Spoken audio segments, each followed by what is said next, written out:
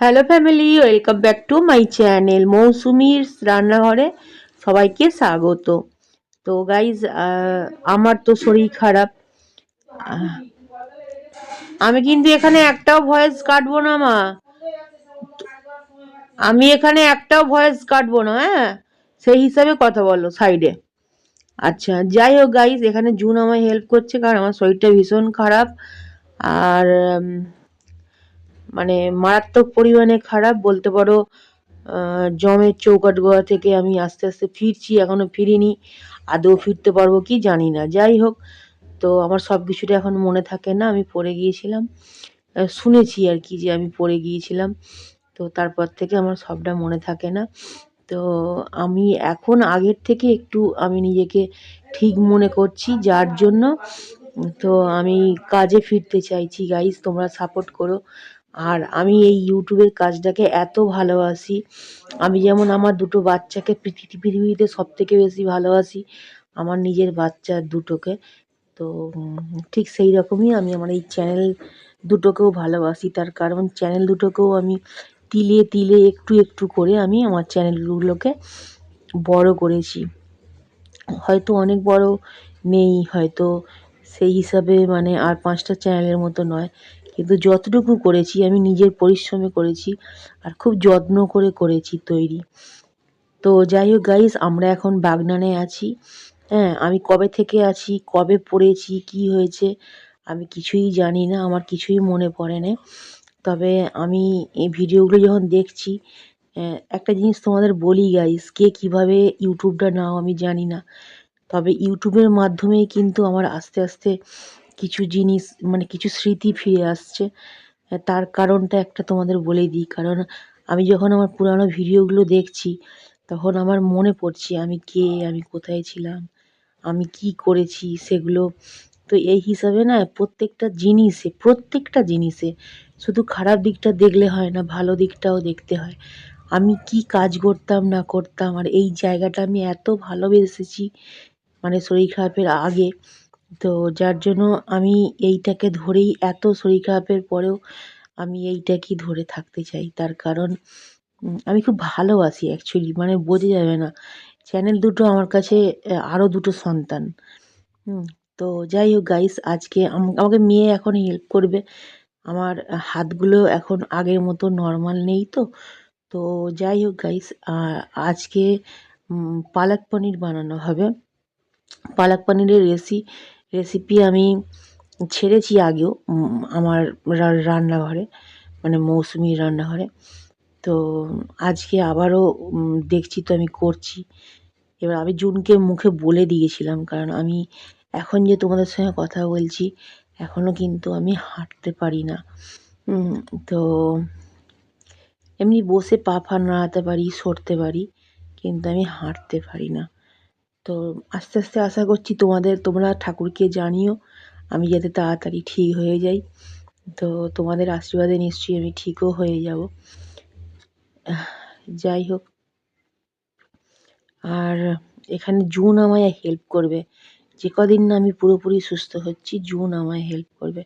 কারণ তোমরা অনেক আশায় বসে আছো, অনেকেই বসে আছো যে কী ব্যাপার, ভিডিও দিচ্ছে না কেন, রেসিপি দিচ্ছে না কেন।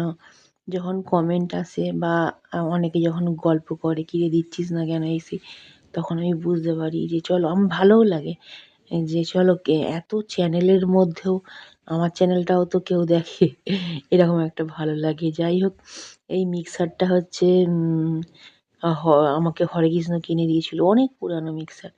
তারপরে আমি আবার নতুন মিক্সার কিনেছি বলে পুরানো মিক্সারটা মাকে দিয়ে দিয়েছি। তো এই এই এই মিক্সারের মোটরটা খুব ভালো, মানে ঝট করে পড়ে না, চাল গুঁড়োনো টুড়োনো সব হয়, এত ভালো। যাই হোক, কী করছি তোমরা পুরো ভিডিওটা ফলো করো। আর আমি করছি বলবো কম, জুনই করছে, আমি মুখে বলে দিচ্ছি শুয়ে শুয়ে। তোমরা যদি সব ভিডিও ফলো করো আমার, তাহলে বুঝতে পারবে যে আমি কোথায় আছি, কি পজিশানে আছি। আমি তক্তায় আছি, ঠিক আছে? আমি উঠতে পারি না এখনও যে কথা বলছি, আমি এখনও মানে ওই টয়লেট পর্যন্ত শুশুপটি ওইটুকুই করতে পারি, কিন্তু আমি উঠে দাঁড়াতে পারছি না। আমার ফিজিওথেরাপি হতো, তারপরে আমার মনে নেই আমার কি হতো। তবে আমি ভিডিওতে দেখেছি আমার ফিজিওথেরাপি হচ্ছিল, তবে আবার মনে হয় স্টার্ট হবে ফিজিওথেরাপি। তো যাই হোক, আমার সবটা সবসময় মনে থাকে না। এখন তোমাদের সঙ্গে কথা বলছি, হয়তো কিছুক্ষণ পর সব ভুলে যাব।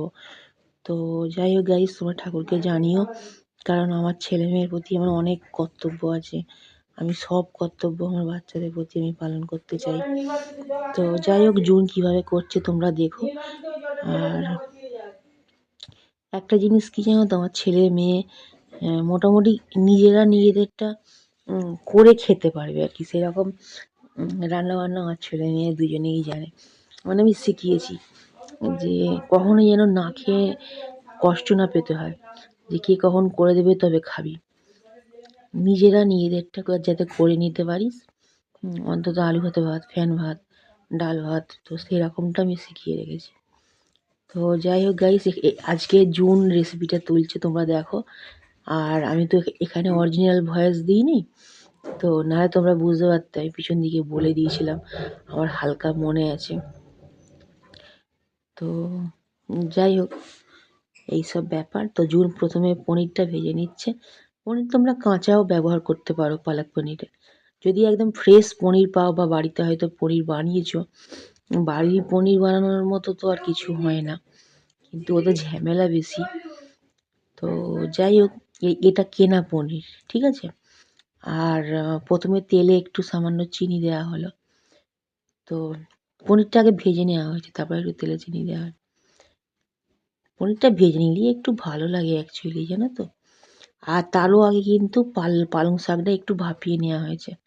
ভাপিয়ে নিয়ে তাতে কাঁচা লঙ্কা, আদা আর রসুন একসাথে দিয়ে, আর পালং শাকটাকে জল ঝারিয়ে নিয়ে দিয়ে ওটাকে বেটে নেওয়া হয়েছে মিক্সিতে। শিলনোড়াতেও তোমরা বাটতে পারো, ঠিক আছে। বেটে নিয়ে এই তো কড়াই একটু চিনি দিয়ে আর দিয়ে, আর ও সরি, প্রথমেরটা মনে হয় তাহলে নুন দিয়েছিলাম, কেন চিনি তো আমি এখন দিলাম। ওই পনিরের জন্য হয়তো হয়তো আমি অনেক মানে বেশ কয়েকদিন হয়ে গেল তো ভিডিওটা, আমার ঠিক পারফেক্ট মনে নেই গাইস। তো যাই হোক,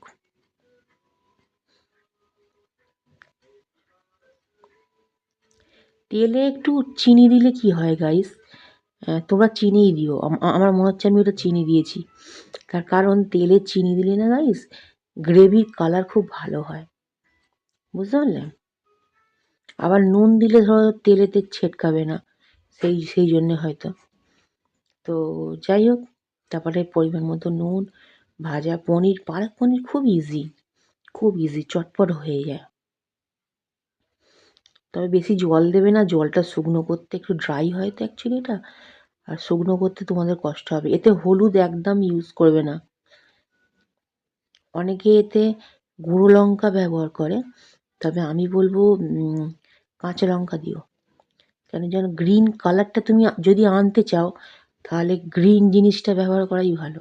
আর যখনই তুমি গুঁড়ো লঙ্কা দেবে, তখনই দেখবে কালারটা একটা, আর বেশি তেল তেল দেবে না যদি হেলদি করে বানাতে চাও। আর যদি মনে করো যে রিচ করে বানাবে, তাহলে বাটার, তেল এগুলো তোমরা অনেকটা পরিমাণ দিতে পারো, তবে আমি সেই হিসাবে ব্যবহার করছি না। যাই হোক, একটু প্যাকেটের গরম মশলা দিয়ে দিচ্ছি। তোমরা তোমাদের যে গরম মশলা ভালো লাগে সেই হিসাবে তোমরা দিতে পারো, ঠিক আছে। আমি একটু প্যাকেটের গরম মশলা দিলাম। দেখো, গরম মশলা এখন এত রকম বেরিয়েছে গাইস, যে মানে সবাই এর একটা নিজস্ব চয়েস হয়ে গেছে। আর আগে কি ছিল, ওই ডালচিনি, লবঙ্গ, ছোটো এলাচ, এই তিনটেকে বেটে বা গুঁড়িয়ে ওই একটাই গরম মশলা প্রত্যেকটা মানে রান্নাঘরে থাকতো। এখন নানা রকম গরম মশলা বেরিয়ে গেছে।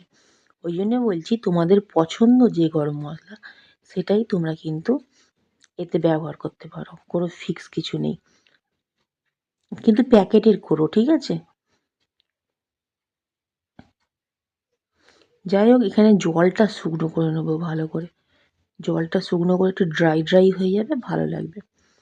একদমই এটা পাতলা রাখবে না, বুঝতে পারলে। জুন তো দেখছি যে দমকা এটাকে নাড়াচ্ছে। পনিরটা কমই মনে হয় ছিল। না, আমি যখন শুয়েছিলাম ভাজা মনে হয় আমার গালে দিয়েছে। আমার সেটাও পারফেক্ট মনে নেই। যাই হোক গাইস, পালক পনিরের রেসিপি দেওয়া আছে, আর এতে তোমরা একটু বাটার দিয়ে দিও লাস্টে, ঠিক আছে? একটু বেশি পরিমাণে বাটার দিয়ে দিও। বাটার এমনিও খাওয়া ভীষণ ভালো, আর এটা ভীষণ হেলদি করে আমি বানানোর চেষ্টা করেছি। তেল দেখেছো কত সামান্য তেলে এটা রান্না করেছি।